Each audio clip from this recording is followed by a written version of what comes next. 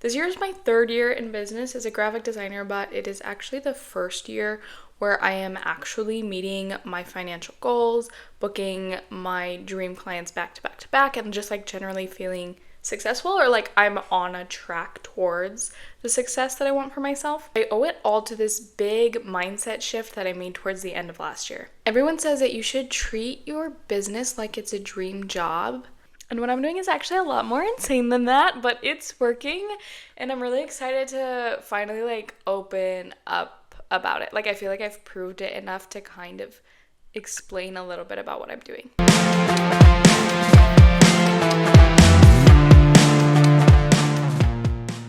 I officially launched my design business in 2024, I think. The timeline's like a little hazy because I was doing graphic design for a long time before that. But pretty much since I launched my graphic design business, my personal life has been totally crazy. I was struggling in my marriage, and that led to a divorce. Then once I was divorced, I spent like a year traveling and living at friends' and family's houses all across the country. And I was exploring what I wanted to do and who I wanted to be. I was like finding myself again, right?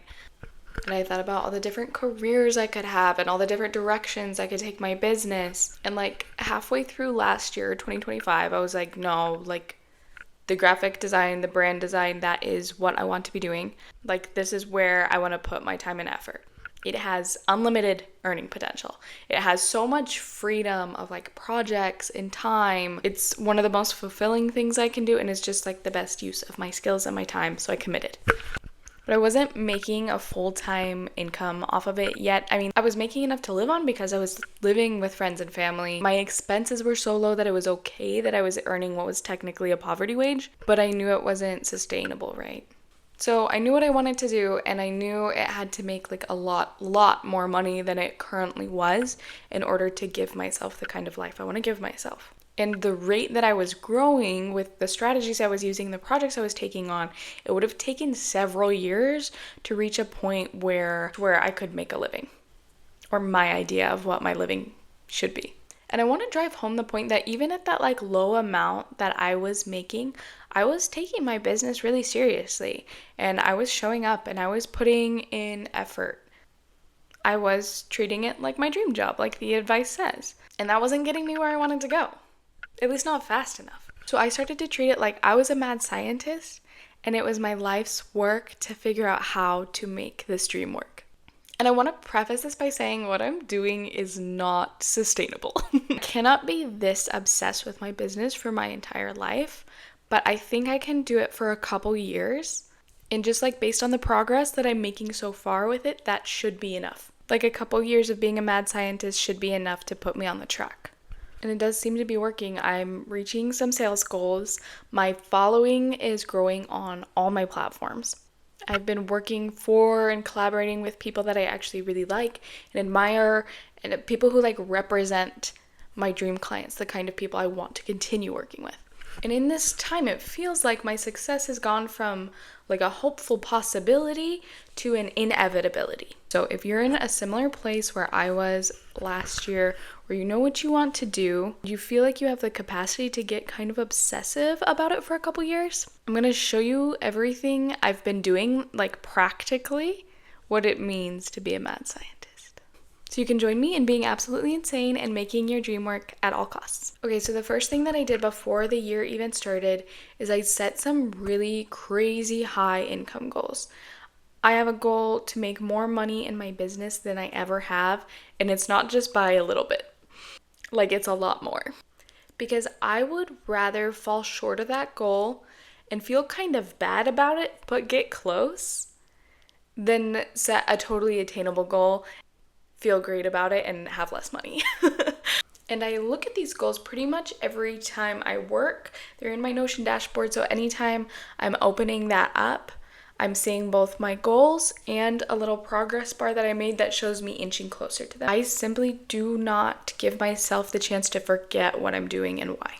And this doesn't stress me out as much as it would have in the past, because I've detached my identity and my worth from my business. So even though I'm obsessed with it, I'm not necessarily attached to it. This is something that's taken me years to master, but now in the moments that I've fallen behind on my goals, I don't personally feel like a failure.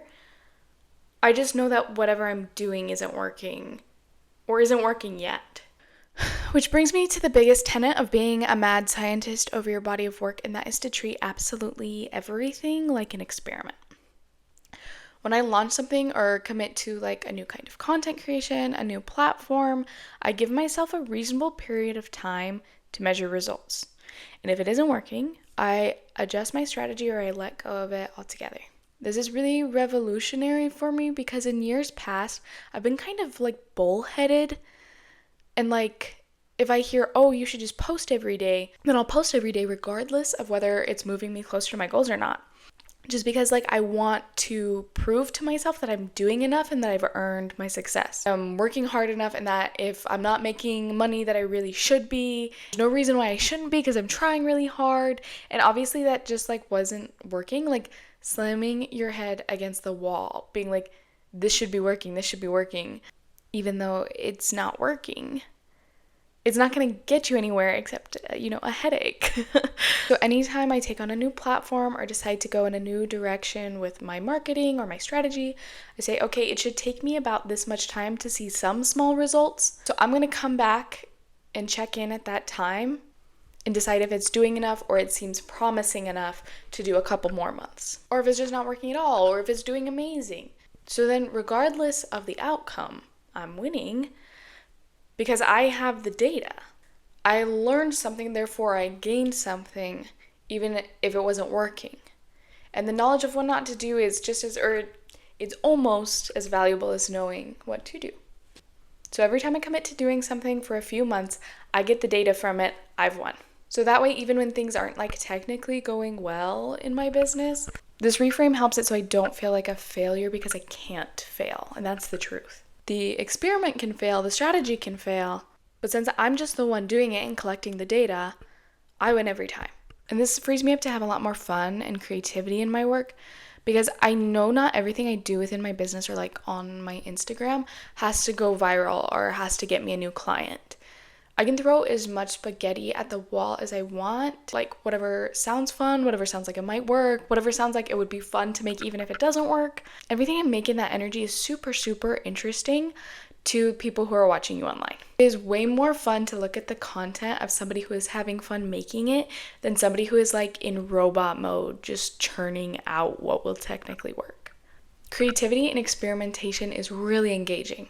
It makes your business feel alive, and it's relatable to not fully know what you're doing because who fully knows what they're doing? And it gives you the space to strike gold. I'm thinking about Zara Larsson right now and how she kind of hopped on that dolphin meme trend with her music.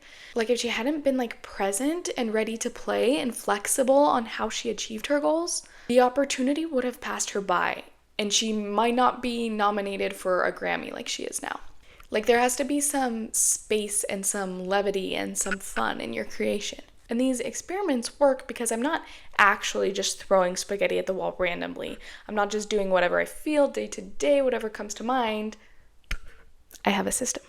At the beginning of the month, I have a sit down time to reflect on the previous month. I get out my special journal, I do my special meditation, I record all the data that I've gathered from the month before, including things like what worked, how I felt about it, how I felt about myself and my work, how much I worked, where I worked, what moved the needle forward, what didn't, how much money I made, how I feel about the money I made, the money I spent, where I spent it.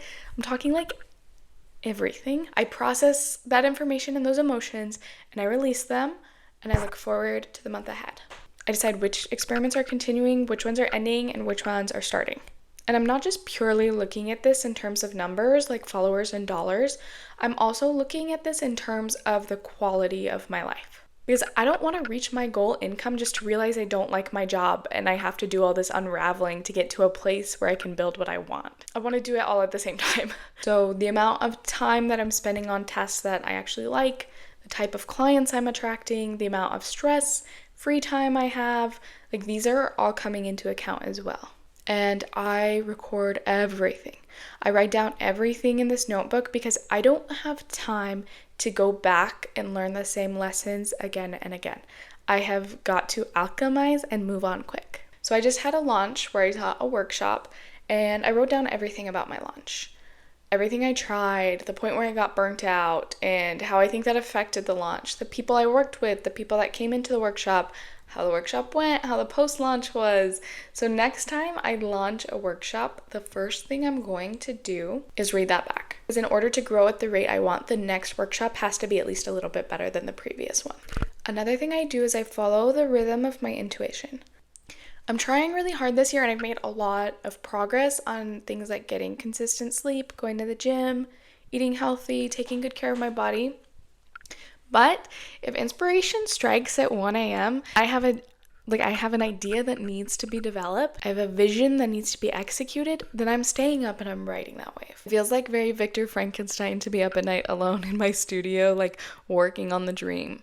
I can recuperate the sleep, but you can't always recuperate the inspiration if you let it slide by in a moment when it's there. And the way I run my business is really intuitive. It's really dreamy. So I really have to prioritize my waves of inspiration. And actually, it's so fun. It's so much more fun to run your business from a place of fun and inspiration and vision. It is for me anyway, than to like clock in and sit at your desk at 9 a.m. and complete the tasks. Like, it's certainly a balance, but I give priority to like an artistic, obsessive way of running my business, obviously. Okay, and the last thing I do is probably gonna be pretty surprising, but I take a lot more time off. Like, I take a lot more time just frolicking by the creek and doing nothing than I have in recent years. I realized from experience that in order to prove to myself that I deserve success, that I'm doing enough, like, it almost makes me feel vindicated if I overwork. So I can be like, well, look at all I'm doing and look at how little I'm making. The world is broken and whatever. And all the while I'm burning myself out, putting myself in a fog because I'm not paying attention to what's working. I'm losing the joy in my business that helps me be more successful. So essentially I'm taking more time off because I can't afford to burn out this time. And I recognize that as an obsessive mad scientist, this is the big risk I'm running. That I absolutely just get lost in the sauce. And I don't have time for a burnout and recovery cycle. I don't have time to get sick a ton. And like I said, I'm not just trying to make my business work. I'm trying to make a life that I really like. And I'm not going to enjoy a life where I don't go outside and I don't have time to spend with my friends and family. So I'm taking my time off, my rest, and my play, and my fun, and my partying. Like, I'm taking all of that almost as seriously as I'm taking my business. Because as a creative business owner and a solopreneur, my energy has a really direct correlation with my income. And I'm just treating it like the precious resource that it is. I'm just like finally being honest with myself about what I need in order to perform at the level I expect for myself. So take this method for what it's worth. You know, if something sounds like it would be helpful, experiment with it. I can't say I've like fully proven its efficacy, but initial results are promising. And I'm bringing this energy to my upcoming mentorship. I'm calling it Brand Labs because it's exactly that. It's a chance for you to be like an obsessed artist or a mad scientist when it comes to building the visuals of your brand. So rather than hiring me to just like create everything for you, we're gonna like go in a group. There's gonna be group calls, there's gonna be solo obsessed artist studio time, and there's gonna be a one-on-one call with me. We're gonna build everything for your brand from the ground up with this like devoted, meticulous energy, and everyone's gonna leave with like logos, typography, colors, knowledge on how to implement them. It's basically like the happy medium between hiring a professional designer and just doing it all yourself. It's like your brilliant creative brain teaming up with my expertise and experience. We're gonna make some really cool shit. Okay, this whole time I felt like I was way too zoomed in, and I just started a new video and I'm like normal again. I don't know what happened there. Anyway, for this mentorship, I decided I wanted to give a special little discount to my YouTube subscribers because this channel has been a huge part of my mad scientist journey. And I just appreciate you being here. There's a link in the description to get on the waitlist so you're notified when that launches and all the information you need to know to get your little discount. I'm excited to hear everybody's thoughts in the comments about this way of doing business. Does it seem crazy? Too obsessive to you, or do you think it's an energy that could help you? Thanks for joining me. I'll be back here in a couple weeks, and if you want to chill in the meantime, I'm on Threads and Instagram. Bye bye.